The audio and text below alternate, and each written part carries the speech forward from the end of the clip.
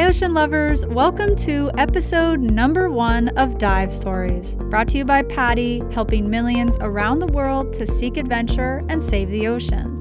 I'm your host, Ocean Allison, and on today's episode, I'm chatting with Paul Nicklen and Cristina Mittermeier. Paul and Cristina are world-renowned conservation photographers and the co-founders of SeaLegacy. During this episode, they share some seriously epic and important dive stories, what it means to get to be each other's dive buddies, and their fundamental thoughts on ocean conservation.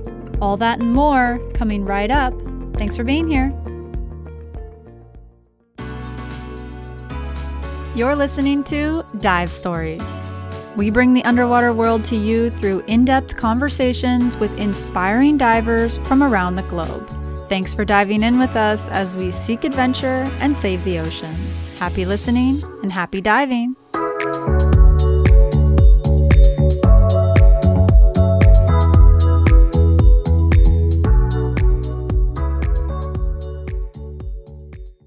Today's Dive Stories guests are world-renowned conservation photographers Paul Nicklen and Cristina Mittermeier. Paul and Cristina, welcome to Dive Stories, and thank you both so much for joining us on the podcast today. Thanks so much for having us. We are excited to be here. Thank you. Great. Well, on behalf of, I think, all of our listeners, as well as myself personally, I'm very excited for the opportunity to learn more about your work and hear more of your perspectives on ocean conservation and beyond. But before we get too much into that, we are going to start this podcast out by diving right into what we call the Dive 5. So how the Dive 5 works is at the start of each episode, I ask our guests 5 rapid-fire questions about your experiences as divers and ocean lovers. And since there's 2 of you, Paul, maybe we'll have you answer first, and then Cristina, you can follow. So are you ready to answer the Dive 5, Paul and Cristina? I think so. Let's try it. Fire away. Okay, sounds good. Okay, number 1, the first place you ever took a breath underwater. Saanich Inlet, British Columbia, when I was in university in 1987. For me, it was just off of Guaymas, Sonora, in the Gulf of California, where I was also in university, and also 1987. Wow, amazing, amazing. Okay, number 2, your favorite ocean animal to photograph. Can I go first? Yeah, you can go first, yeah. Paul Nicklen, with whichever creature he happens to be swimming with. Great answer. Paul? Mine would be any charismatic megafauna that wants to hang out and interact. Leopard seals that want to feed me penguins are always a real delight. Number 3, a bucket list dive location that you haven't gotten to yet. I've dove in the Ross Sea doing emperor penguins, but I would like to do more around McMurdo and the Scott Base and diving deep under the ice where the visibility can be in excess of 600 feet. And for me, well, we've spent a lot of time diving in cold water, and I really dream of spending the rest of my life in places like the South Pacific, the Caribbean. On top of my bucket list is the Maldives. Okay, so number 4, who is your ocean hero? Probably Cristina, just because I met her through conservation work. She's always had a powerful voice and leadership in conservation, so she's following in the footsteps of Sylvia Earle and Jane Goodall and people who are really driving change on a massive scale. It'd be really tacky to say that Paul is, although he is.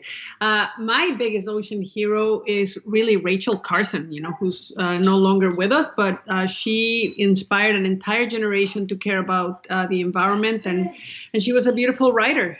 I think it's so great to hear who your ocean heroes are, since so many that are listening probably think of you as their ocean heroes. So thank you for sharing that. Okay, last one, number 5. In just one word, how would you describe the ocean? Mesmerizing. For me, it's just magical. Thank you both so much for answering the Dive 5. We're going to get a little more in-depth now by jumping right into the core of the interview. And I want to start out with a phrase that holds, I think, really powerful imagery within it, which is great for a podcast. And it's a phrase that you both commonly reference. It's this thin blue line, this molecular curtain, so to speak, that separates air from water. So what does it mean to each of you personally to slip beneath that thin blue line? And Cristina, do you want to start? For the vast majority of people on this planet, all they will ever get to see and understand of the ocean is what they see on the surface. And of course, the story of our oceans lies in the vastness and mysterious depths that we are just beginning to explore. And I will let Paul elaborate on that, because that's where the real story of our oceans is.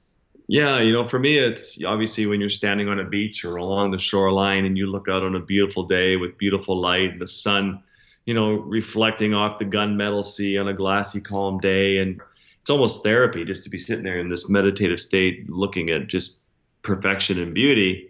But little do you know, when you take your mask and you just lower it, you know, half an inch below that thin molecular curtain of the surface, that you see not only magic, but you see much devastation. When you think over half the coral reefs on our planet are dead, you think of ocean acidification and think of overfishing and 300,000 whales and dolphins die every year in derelict fishing gear. The problems that are in the ocean run so deep. I mean, you go on a dive and you see obviously absolute beauty, and you see the dancing curtains of light, and at the bottom you see healthy coral and spots. But as a conservation storyteller and scientist, you have to look at the whole cross section from the top of the mountains down to the deepest depths, and you have to connect that whole ecosystem together. And when you start to ask all the right questions, you learn that the ocean is not well. And that's when you have to say to yourself, I'm more than just a diver out trying to take pretty pictures. I'm out here to connect the world. We say that very few people are going to get to see the ocean, and it's our job to bring the ocean to everyone. Well, thank you both so much for sharing your thoughts on that thin blue line and, you know, elaborating from there.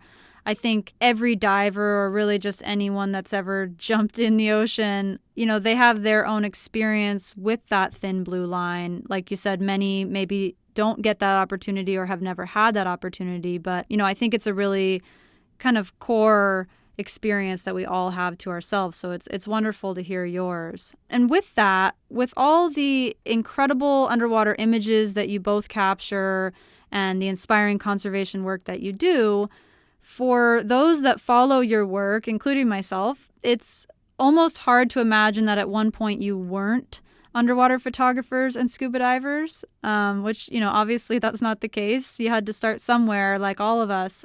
So what initially prompted each of you to actually become certified divers? Paul, you want to share first?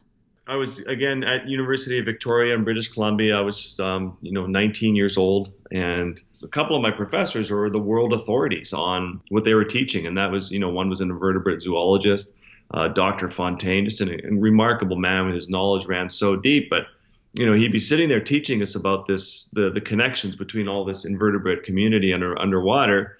And I was scuba diving and coming back with these visuals in my mind of what I was seeing. And then I would go into class with this incredible professor who would mostly sit there and draw these animals with on a chalkboard with a piece of chalk. And I'm like, well, wait a minute. I mean, we have to be able to connect people through photography. And that's when, the Nikonus 5 was coming out. And so I just worked all summer up in the Arctic as an underground pipe layer to save as much money as I could to go buy my whole Nikonus kit. So by the time I was 19 years old, I had my first underwater camera. And I remember taking some of those pictures to my professor, Dr. Fontaine. He's like, wow, that is amazing. Can I have these? Can I use these as reference? I need. And I just felt really good that I could be value added right from the get-go by having a camera and going underneath the water to even impress somebody with a reputation as great as his and a knowledge base. So that's where I got excited. Diving was a compulsory course for my university. I studied marine biology in Mexico, but it took me another 25 years to hold my first underwater camera. My first few dives in the Gulf of California, the water was so green I could barely see my hand in front of me, and still it was the most amazing thing I'd ever done. But it was not until I met Paul a long time after that I borrowed a camera from him, and I went on an assignment to Honduras.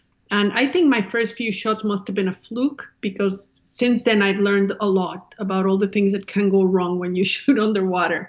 But yeah, my first underwater photograph was made with a borrowed equipment by Paul Nicklen.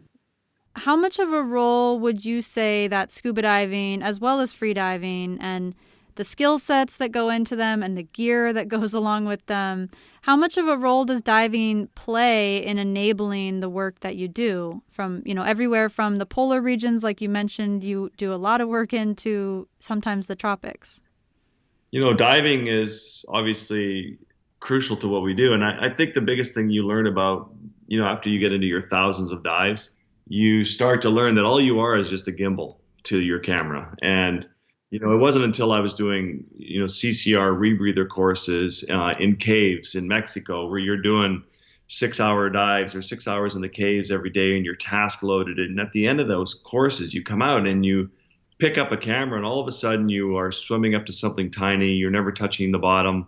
You're able to reverse. You're able to, move 360 around your subject, make micro adjustments, move forward 1 inch, back an inch, trim your body in the current a little bit. So, it's the better diver you are. I always say to all these young photographers, like, I want to be an underwater photographer. What do I do? And I'm like, do 100 dives. And then before you touch a camera, go become a great diver. Go practice all these skills, run drills over and over underwater, and then start to think about photography and be the best gimbal you can to that camera, whether you're shooting video or still pictures. And your photography will be elevated so quickly to a much higher level if you really work on the foundation skills of diving. And one of the things that happens after you have been a diver for a while is that diving is no longer the important thing.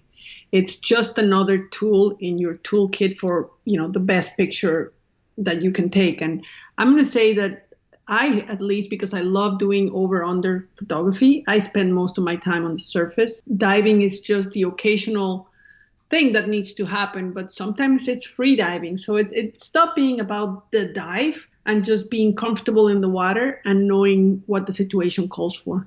One thing that I think really allows so many people to connect with the two of you is that they get to not only see your love for what you do, which is very evident, but they also get to see a little bit your love for each other in the process, which I think is really special. Like Paul saying that his ocean hero is Cristina, things like that. So as a dynamic duo in the world of conservation photography, what's it like to get to be each other's dive buddies and business partners and world travelers while you work on projects around the globe for, Nat Geo and SeaLegacy and beyond? I'd say my first 10 assignments for National Geographic, every project I had, I basically had a new assistant. I would kind of wear them out. Sometimes even in BC in cold water, we were doing 8-9 dives a day. That's 9 hours underwater in cold water, filming and photographing. And then I met Cristina, and she sort of became instantly the most annoying dive assistant I've ever worked with because I could never find her. I always said to her, when I'm shooting, I can't, the only rule is you can't be in the shot. I can't see you. And so, but I was constantly looking for her, and she was always the whole time so aware. Her situational awareness was amazing, that she was always parked right on top of my tank. And every other assistant I've ever had, as I spin 360 filming dolphins or whales or manatees or whatever they are, they're swimming in circles trying to get out of my way. Christina's smart. She just parks herself on my tank, and wherever I go, I could never find her. And then once in a while, I'm like, God, I haven't seen Cristina in half an hour. I go looking for her, and she was always parked on my tank. And so I've used that model now for anybody else I work with, and that's the best place to be, just slightly above the person with the camera, and you'll always be out of the way. But in terms of being a dive buddy, as I started getting more confident with the camera and taking my own photographs, Paul also was going through his own evolution from being a National Geographic still photographer to becoming a world-class filmmaker. And what we discovered pretty quickly is that a still camera with strobes doesn't really work well with a video camera. So we have had to become really confident dive buddies. What I love is that he never patronizes me. He doesn't overprotect me. He knows that I'm a competent diver, and he does his thing and I do my thing. And then we meet again when we're going to do our safety stop. I worry a bit from time to time. I worry too, but he truly is one of the best divers I know. He's unbelievable just how competent he is in any circumstance to get in the water. I know my limits. I know that if I'm scared, I probably shouldn't go in the water, and I know when not to go in the water. But he's just such an amazing diver. He just gets dressed in a jiffy and he's in the water with a camera making magic happen, and you just have to be in awe. And then if I may, I would like to answer the second half of your question, which is, what about the rest of our life? Because both Paul and I were married for many years to other people, and those marriages died because when you are a diver and a photographer, you're always gone. So meeting and realizing that we had this common passion was amazing, and being able to share our life of passion for ocean conservation and at the same time have very complementary skills between us. Paul is a much better businessman than I am. He's taught me a lot about how to be a competent business person. And I'd say I probably have spent more time in the conservation world. So we complement each other really well and we get along really well. Oh, that's so great to hear. I love to hear both of you complimenting each other, even in answering the question. Okay, so with the name of this podcast being Dive Stories, brought to you by PADI, it's only fitting that I ask each of you to share one of your most memorable dive stories. Now, I know you both have spent a lot of time underwater, like that's already been shared. But, what's one particular experience that really stands out that you'd like to share with listeners? Cristina, do you want to start? We were working in the Galapagos probably a year ago, and we were in the island of Wolf, which is the northernmost island in the archipelago, isolated, big seas. It's a rough place to dive. And on the last day, Paul was my dive buddy, and we had a dive master with us.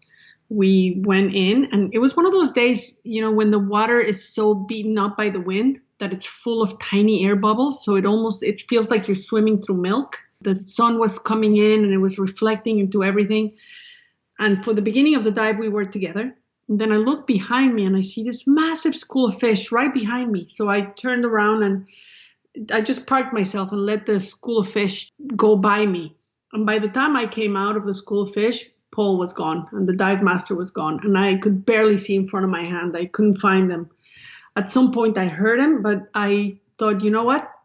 It's the beginning of my dive. I still have 3/4 of my tank. I'm just going to finish my dive alone. And so I just let the current carry me for the next hour at about 40 feet. And I saw the most amazing things, just this quiet dive all by myself with no pressure. I saw a school of hammerheads, just materialize out of these shiny water. And then I looked above me and there was a whale shark. And I ended my dive surrounded by silky sharks, which were really fun in the beginning. And then I started getting really worried. But it was one of the most magical dives I've ever had. And Paul, what about you? I think working in Tonga last year, I've worked so much. I mean, I could tell a million stories, but diving with walrus under the ice with, Yoran or diving with leopard seals or whatever it is. But it was working in Tonga and I got special permission from the government to put on scuba and then to go down. This has happened to me a couple times with Tom Conlon in the Dominican Republic as well, but where you put on a tank, you go down to the bottom and you're at 90 feet deep and 5 feet away from you is a 50-foot long humpback whale. It has its chin pointed at the floor through the ocean floor, and it's belting out its 20-minute song so loud that your whole body's vibrating as it's shooting the song basically into you and into the floor. And you're on scuba, but you're just barely breathing. You're taking these little tiny breaths because you don't want to disturb the whale, and you exhale these little burps of air, and then you take another sip, and you just wish you could hold your breath forever at that moment. And he sings this 20-minute long song, and you give so much sort of gratitude for being in that spot in that moment at that time, being able to witness this and photograph it and film it, and you're getting to witness something incredibly special.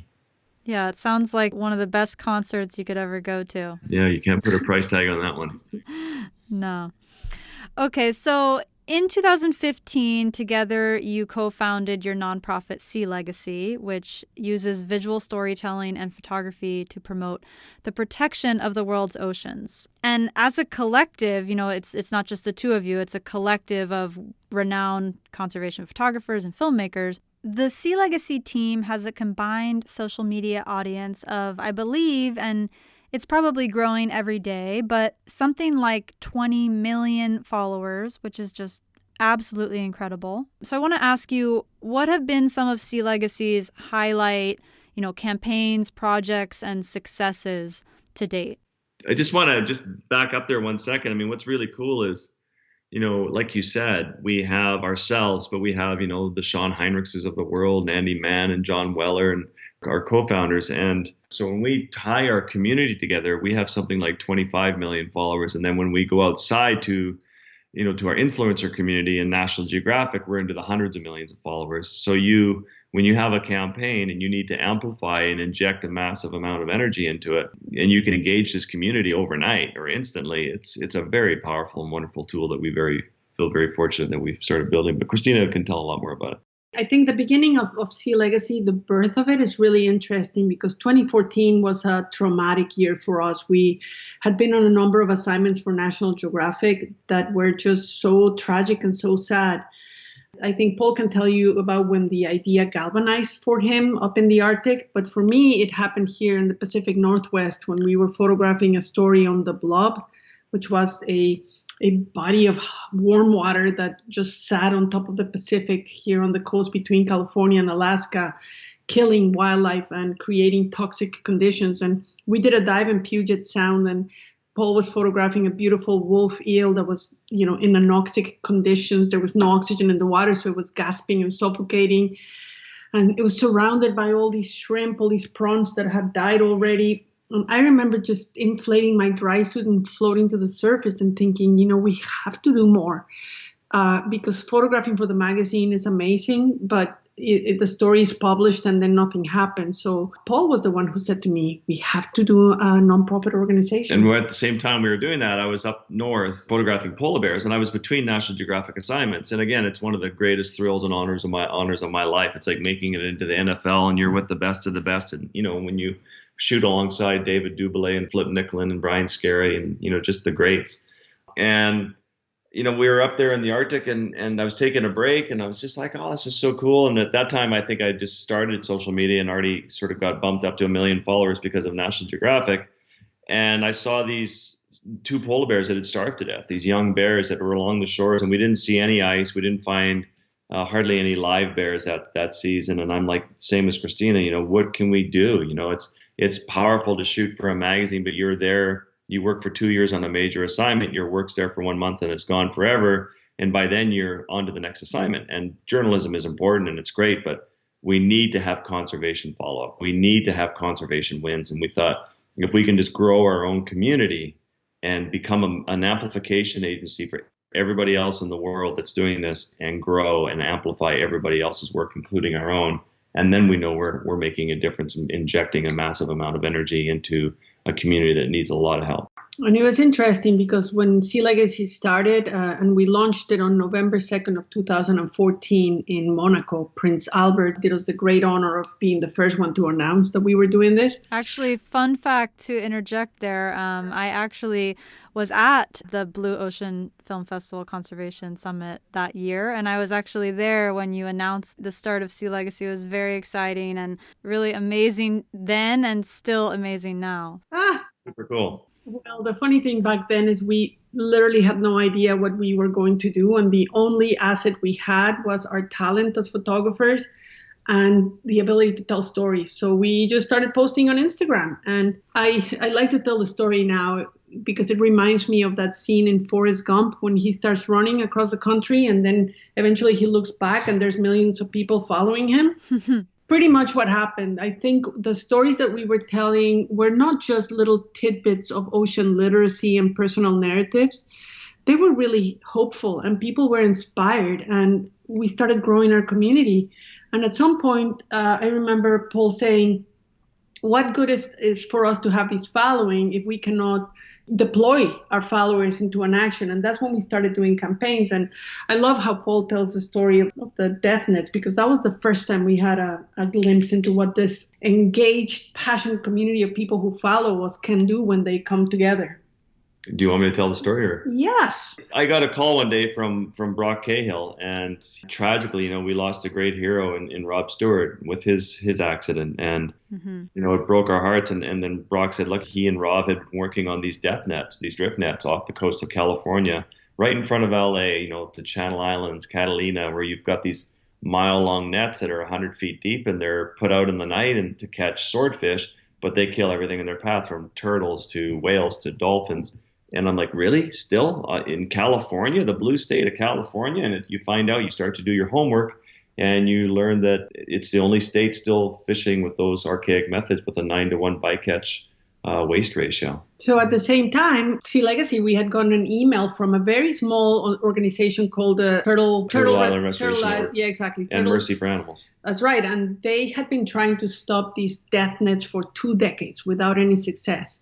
And they said to me, Senator Feinstein and Senator Harris from California are going to be introducing a bill to try to ban them, and we need to inject a lot of people to participate. And so that's when Paul and Brock So we snuck out there like on a Navy SEAL operation at nighttime, got into position, before first light in the morning, it's still dark, put our dive tanks on, put these massive scooters underwater, and put our red cameras in our cameras, and we disappeared beneath the waves. And we were warned that if they find us down there, that they will come and, shoot you with rubber bullets and try and catch you in their nets. And sure enough, as soon as we went down, we could see that they were changing the position of the net and sort of slowly wrapping around us. And so we had to rush through, and sure, we saw devastating things, just tragic things dead in that net. But we got to the surface, got back in our boat, and took off with our, but we had the most powerful asset of all, and that's our visuals of that situation. And we also had planted a mole in one of the fishing boats. So we had a lot of footage that was very incriminating of these fishermen, who were killing sharks and dolphins and seabirds and just throwing them overboard. So we put together a little video, and that was our first campaign. And within 2 weeks, we had 112,000 signatures from all over the world. It was incredible. Wow. Then we printed them all because I wanted to make a statement. And we sent a 13-year-old Charlie Peebler, who is Earth for Our Ocean. Charlie brought it to the California legislature, and within 4 months, it passed unanimously. And now they're phasing them out. And Governor Jerry Brown signed it into law, and they're phasing them out. So that was the first time we understood the power of this following. Yeah, and it's just kind of gone on and on from there, and you've had so many successful campaigns from there. Thank you for sharing that initial one, which sounds just so powerful. And in addition, though, during these unprecedented times that we're currently in, you both, along with the SeaLegacy team, have been sharing some really, in my opinion, important content. And, obviously the content that you're always sharing and that SeaLegacy is always sharing is very important, like some of the things you were just mentioning. But, I think right now, especially looking at our relationship with each other as humans and our relationship to nature, it just seems that much more prevalent and important right now. Can you describe what is some of the content that you've been sharing that this global pandemic has inspired you to share right now? We really wanted to give back when the pandemic started, and we decided that we wanted to help parents that had children at home that were not able to go to school. And we started a little ocean literacy exercise that we call Ocean School. That's resonated really well. But the biggest thing that we've done, we have a massive campaign going on to end extinction, to end the wildlife trade around the world, which is what started the pandemic. But the most exciting thing that we're working on, and that the pandemic and being stuck at home has allowed us to do, is we're launching a storytelling and activation platform called Only One. And this is going to allow to kind of bring all of these elements together. A beautiful story that's hopeful, that brings new audiences into issues in the ocean. But also, imagine that you're watching your favorite Netflix show, and at the moment when the hero needs help, you're able to actually take an action to help. And that's what Only One is going to allow people to do. As you watch beautiful content, we're going to give people an opportunity to help restore a mangrove or replant a coral reef or help a community of fishermen transition to tourism. And it's launching at the end of June. It's super exciting. And then finally, the other thing that we're doing is our way of giving back to our followers. We have partnered with a company to develop an app. It's called SeaLegacy.blue. When people download it and use it as a web browser, it generates funding for ocean conservation. So every user generates $1 per month that SeaLegacy can invest into ocean conservation. But the web browser is beautiful. It has incredible imagery, inspiring messages, and it's free. So people can just download it, start using it, and start helping us save the oceans without having to spend a penny. To go along with the launch of Only One that you mentioned, which, I'm very excited for coming up this summer, you talked about, going to SeaLegacy.blue. You can help contribute to ocean conservation there. I do want to touch on, with both of you really being pillars in the world of ocean conservation, what can you share with listeners? What do you encourage them to do? Many of them are PADI divers or just maybe simply ocean lovers. What do you encourage them to do, from small daily actions to pointed advocacy, in order to be part of really helping to create a healthier ocean planet? This morning I was up at 5:30 participating in a panel for Time Magazine, and my fellow panelist was Celine Cousteau, who's a dear friend. And Celine said something that is so true, because each and every one of us, all we need to do is declare ourselves as protectors of our planet and our oceans, put on our invisible spandex suit, which in the case of us divers is our wetsuit. Or dry suit. Or dry suit. And then just start using our voice, our influence, our passion to make sure that the people around us are aware that we care about these things, because that's the most powerful tool we have. But if you want to find more concrete ways of participating, go to only.one, sign up for the release. Yeah, we always say too, it's very simple. People are always sort of panicked and they're paralyzed and they're frozen. Like, what do I do? I care. And then you go, wait a minute, I'm an empowered citizen of this planet. Every time I vote, every time I go shopping, every time I pull out my visa, every time I eat, every time I order food in a restaurant, I'm making a decision about what role you want to play in this planet. I want to wrap up with one thing that I think just really stands out in the images and the videos that you create, both of you, whether it's a human as the subject of your photo or an ocean animal as the subject of your photo, or sometimes both. The thing that really stands out is this emotional connection. When I look at your images, and I think many, when they look at your images, we feel this emotional connection to the subject. So why is sharing that emotional connection so important to both of you in the images that you create?